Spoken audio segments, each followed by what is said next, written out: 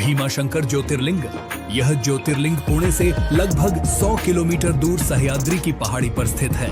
इसे भीमाशंकर भी कहते हैं। इस ज्योतिर्लिंग की स्थापना के विषय में यह कथा कही जाती है। प्राचीन काल में भीम नामक एक महाप्रतापी राक्षस था। वह कामरूप प्रदेश में अपनी मां के साथ रहता था। वह महाबली राक्षस राज रावण के छोटे भाई कुंभकर्ण का पुत्र था, लेकिन उसने अपने पिता को कभी देखा न था। उसके होश संभालने के पूर्व ही भगवान राम के द्वारा कुंभकर्ण का वध कर दिया गया था। जब वह युवावस्था को प्राप्त हुआ, तब उसकी माता ने उससे सारी बातें बताईं। भगवान विष्णु के अवतार श्री रामचंद्र जी द्वारा अपने पिता के वध की बात सुनकर वह महाबली राक्षस अत्यंत क्रुद्ध हो उठा। अब वह निरंतर भगवान श्री हरि के वध का उपाय सोचने लगा। उसने अपने अभीष्ट की प्राप्ति के लिए 1000 वर्ष तक कठिन तपस्या की। उसकी तपस्या से प्रसन्न होकर ब्रह्मा जी ने उसे लोक विजयी होने का वर दे दिया। अब तो वह राक्षस ब्रह्मा जी के उस वर के प्रभाव से सारे प्राणियों को पीड़ित करने लगा। उसने देवलोक पर आक्रमण करके इंद्र आदि सारे देवताओं को वहां से बाहर निकाल दिया। पूरे देवलोक पर अब भीम का अधिकार हो गया। उसने कामरूप के परम शिव भक्त राजा सुदक्षिण पर आक्रमण करके उन्हें मंत्रियों अनुचरों सहित बंदी बना लिया। इस प्रकार धीरे धीरे उसने सारे लोकों पर अपना अधिकार जमा लिया। उसके अत्याचार से वेदों, पुराणों, शास्त्रों और स्मृतियों का सर्वत्र एकदम लोप हो गया। वह किसी को कोई भी धार्मिक कृत्य नहीं करने देता था। इस प्रकार यज्ञ, दान, तप आदि के सारे काम एकदम रुक गए। भीम के अत्याचार की भीषणता से घबराकर ऋषि मुनि और देवगण भगवान शिव की शरण में गए और उनसे अपना तथा अन्य सारे प्राणियों का दुख कहा। उनकी यह प्रार्थना सुनकर भगवान शिव ने कहा, मैं शीघ्र ही उस अत्याचारी राक्षस का संहार करूंगा। उसने मेरे प्रिय भक्त कामरूप नरेश को भी सेवकों सहित बंदी बना लिया है। कामरूप अपने सामने पार्थिव शिवलिंग रखकर अर्चना कर रहे थे। उन्हें ऐसा करते देख क्रोधोन्मत्त होकर राक्षस भीम ने अपनी तलवार से उस पार्थिव शिवलिंग पर प्रहार किया, किंतु उसकी तलवार का स्पर्श उस लिंग से हो भी नहीं पाया कि उसके भीतर से साक्षात शंकर जी वहां प्रकट हो गए। उन्होंने अपनी हुंकार मात्र से उस राक्षस को वहीं जलाकर भस्म कर दिया। भगवान शिव जी का यह अद्भुत कृत्य देखकर सारे ऋषि मुनि और देवगण वहां एक होकर उनकी स्तुति करने लगे। लोगों ने भगवान शिव से प्रार्थना की कि महादेव, आप लोक कल्याणार्थ अब सदा के लिए यही निवास करें। यह क्षेत्र शास्त्रों में अपवित्र बताया गया है। आपके निवास से यह परम पवित्र पुण्य क्षेत्र बन जाएगा। भगवान शिव ने सबकी यह प्रार्थना स्वीकार कर ली। वहां वह ज्योतिर्लिंग के रूप में सदा के लिए निवास करने लगे। उनका यह ज्योतिर्लिंग भीमेश्वर के नाम से विख्यात हुआ। काशी विश्वनाथ ज्योतिर्लिंग, काशी विश्वनाथ मंदिर भारत के उत्तर प्रदेश के वाराणसी शहर में पवित्र गंगा नदी के तट पर स्थित है।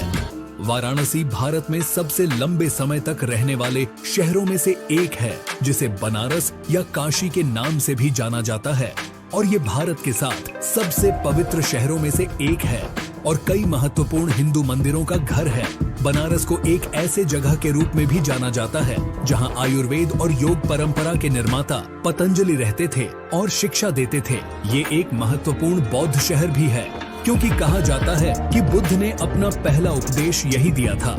इस पवित्र शहर में गंगा नदी के किनारे कई घाट है, लेकिन सबसे बढ़कर ये भगवान शिव का शहर है। कहा जाता है कि भगवान शिव चाहेंगे वही लोग यहाँ आ सकेंगे। ये मोक्ष प्राप्त करने और जन्म और मृत्यु के चक्र से मुक्त होने के लिए सबसे महत्वपूर्ण तीर्थ स्थलों में से एक है।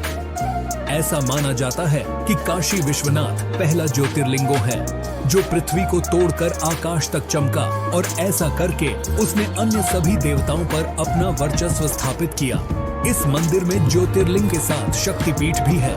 इस मंदिर में शिव को विश्वेश्वर के नाम से भी जाना जाता है, जिसका अर्थ है ब्रह्मांड का शासक। इस ज्योतिर्लिंग की उत्पत्ति के बारे में सिर्फ पुराण में एक कथा का उल्लेख है। एक बार सृष्टि के रचयिता ब्रह्मा और सृष्टि के पालनकर्ता भगवान विष्णु के बीच अपने सर्वोच्चता को लेकर बहस हुई।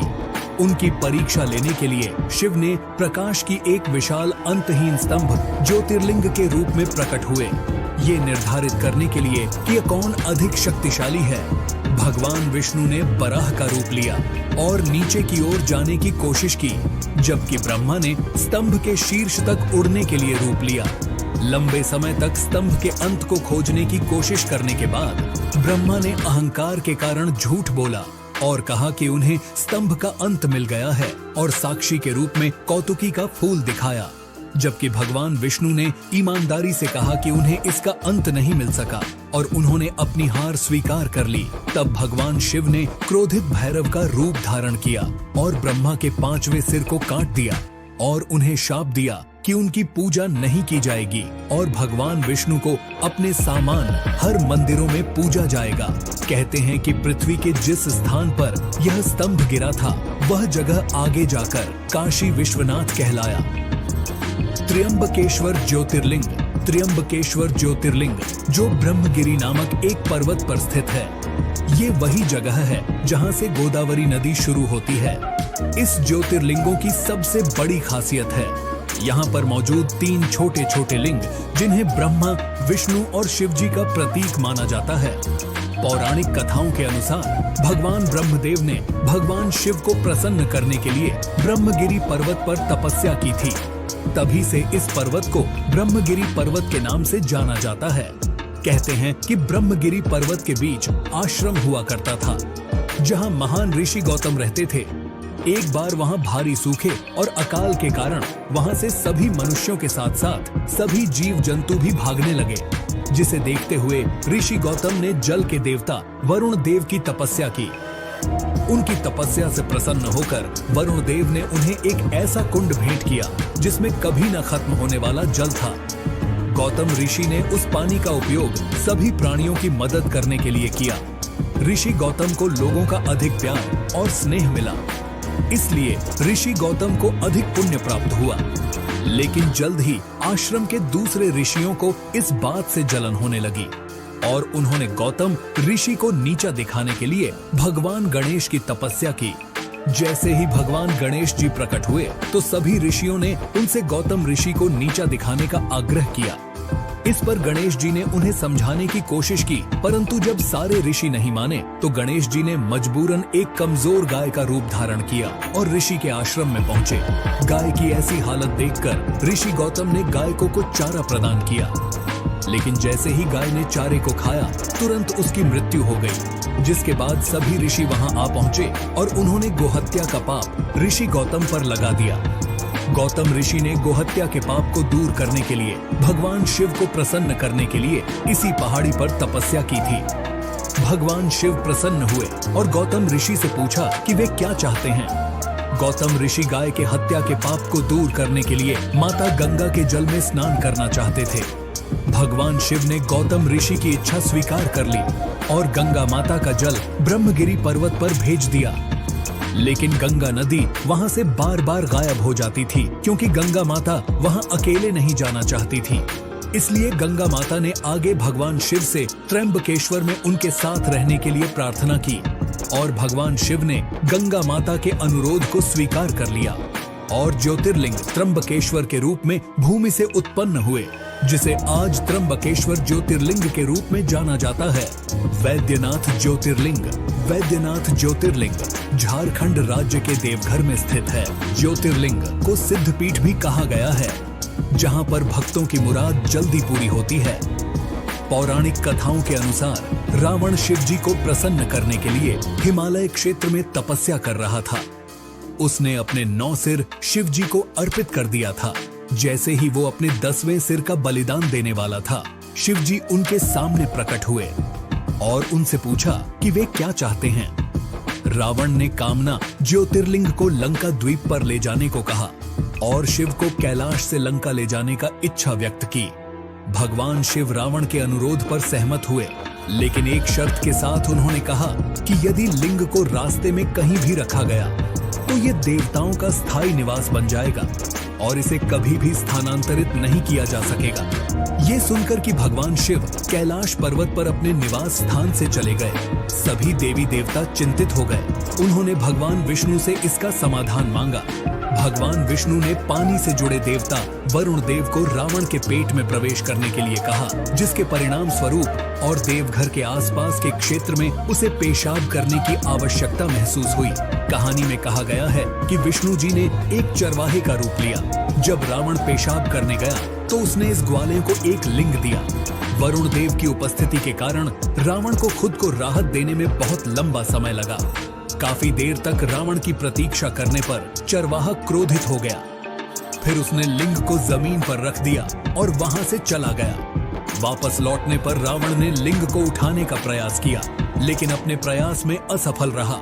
यह जानकर परेशान हो गया कि यह भगवान विष्णु का काम था और जाने से पहले रावण ने लिंग पर अपना अंगूठा दबाया, जिससे शिवलिंग आंशिक रूप से क्षतिग्रस्त हो गया। तब शिवलिंग की ब्रह्मा, विष्णु और अन्य देवी देवताओं द्वारा पूजा की गई और उन्होंने वैद्यनाथ मंदिर का निर्माण कराया। तब से महादेव ने कामना लिंग के अवतार के रूप में देवघर में निवास करते हैं। नागेश्वर ज्योतिर्लिंग। नागेश्वर ज्योतिर्लिंग अंधा नागानाथ महाराष्ट्र में स्थित है। नागेश्वर ज्योतिर्लिंग के बारे में सिर्फ पुराण में एक कथा दारुका नामक एक राक्षस के बारे में बताती है, जिसने सुप्रियो नामक एक शिव भक्त पर हमला किया और उसे अपने शहर दारुकावन में कई अन्य लोगों के साथ कैद कर लिया। जो समुद्र के नीचे एक शहर था जिसमें समुद्री सांप और राक्षस रहते थे।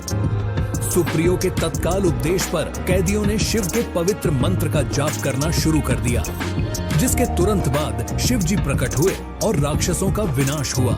जिसके बाद सुप्रियो ने उस ज्योतिर्लिंग की विधिवत पूजा की और शिव जी से इस स्थान पर रहने का आग्रह किया, जो कि आगे चलकर नागेश्वर ज्योतिर्लिंग के नाम से प्रसिद्ध हुआ। रामेश्वरम ज्योतिर्लिंग। रामेश्वरम तमिलनाडु के रामनाथपुरम जिले में एक शहर रामेश्वरम में स्थित है। इस मंदिर तक समुद्र के ऊपर पंबन पुल के माध्यम से पहुंचा जा सकता है। इस ज्योतिर्लिंग को विश्व के सबसे पुराने ज्योतिर्लिंग में से एक माना जाता है। बताया जाता है कि ये ज्योतिर्लिंग रामायण काल के समय जितना पुराना है, जिसे खुद भगवान श्री राम ने रावण को मारने के बाद ब्रह्म हत्या के पाप से बचने के लिए शिव जी की पूजा करने के लिए स्थापित किया था। केवल यही नहीं कहा तो ये भी जाता है कि आज के समय में जो रामेश्वरम मंदिर में जो पानी के 24 कुंड है, उसे भगवान राम ने अपनी वानर सेना की प्यास बुझाने के लिए अपने तीर से बनवाए थे। इस मंदिर के गलियारे को विश्व का सबसे बड़ा गलियारा कहा जाता है, जो कि 1212 स्तंभ पर टिका हुआ है। कहते हैं कि श्री राम ने श्रीलंका में राक्षस राजा रावण, जो एक ब्राह्मण था, उसके खिलाफ युद्ध के दौरान की गई हत्या के पाप से मुक्ति के लिए यहाँ शिव से प्रार्थना की थी। पुराणों के अनुसार श्री राम ने अपनी पत्नी सीता और अपने भाई लक्ष्मण के साथ यहाँ लिंगम स्थापित किया और पूजा की। रावण को मारते समय श्री राम पर ब्रह्म हत्या का पाप लगा। शिव जी की पूजा करने के लिए श्री राम ने हनुमान जी, जो स्वयं शिव जी के अवतार थे, उन्हें हिमालय से ज्योतिर्लिंग लाने का निर्देश देते हैं। क्योंकि लिंगम को लाने में अधिक समय लगा, इसीलिए माता सीता ने पास के समुद्र तट से रेत से एक लिंगम बनाया, जिसे आज भी मंदिर के गर्भगृह में स्थापित माना जाता है। ये विवरण वाल्मीकि द्वारा लिखित मूल रामायण में अच्छी तरह से समर्थित है, जहां ये युद्ध कांड में लिखा गया है। घृष्णेश्वर ज्योतिर्लिंग। घृष्णेश्वर ज्योतिर्लिंग महाराष्ट्र के औरंगाबाद से 30 किलोमीटर दूर भरेल गांव में स्थित है। गांव न सिर्फ घृष्णेश्वर ज्योतिर्लिंगों के लिए जाना जाता है, बल्कि इस जगह पर विश्व प्रसिद्ध एलोरा कैव्स भी देखने को मिलती है। घृष्णेश्वर शब्द का अत्यधिक महत्व है, क्योंकि इसका अर्थ है करुणा का भगवान। इस मंदिर को विभिन्न नाम से जाना जाता है, जैसे कि उसमेश्वर, घूसमेश्वर, दुष्मेश्वर और ग्रीष्मेश्वर। कहानी ये है कि शिवालय गांव में सुधर्मा नामक एक ब्राह्मण था, जो अपनी पत्नी सुधैया के साथ देवगिरी पहाड़ों में रहते थे। ये दंपति निसंतान थे, इसलिए सुधैया ने अपनी छोटी बहन घुसमा का विवाह अपने पति से कर दिया। अपनी बहन की सलाह पर घुसमा प्रतिदिन 101 लिंग बनाती उसकी पूजा करती और पास के झील में विसर्जित कर देती। आखिरकार उसे एक बच्चे का आशीर्वाद मिला। समय के साथ सुदैया अपनी बहन से ईर्ष्या होने लगी और उसने घुसमा के पुत्र की हत्या कर दी और उसे उसी झील में फेंक दिया जहां उसकी बहन लिंग को विसर्जित करने जाती थी। हालांकि घुसमा की बहन ने उसे बताया कि उसके बेटे की हत्या में सुदैया का हाथ था।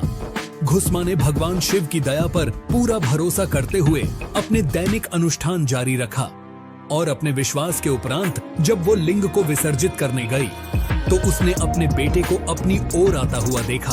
भगवान शिव उनके सामने प्रकट हुए और उसे उसकी बहन के घृणित कार्यों के बारे में बताया। घुसमा ने भगवान शिव से अपनी बहन को क्षमा करने का अनुरोध किया। प्रसन्न होकर भगवान शिव ने उन्हें वरदान दिया। घुसमा ने भगवान शिव से यही रुकने का आग्रह किया। यही कारण है कि भगवान शिव यहाँ स्वयं ज्योतिर्लिंग के रूप में प्रकट हुए। तो ये थे भारत के 12 प्रमुख ज्योतिर्लिंगों के बारे में जानकारी। अगर आपको यह वीडियो अच्छा लगा तो लाइक करें, अपने दोस्तों के साथ इसे शेयर करें और चैनल को भी सब्सक्राइब कर लीजिए ऐसी ही और वीडियो देखने के लिए।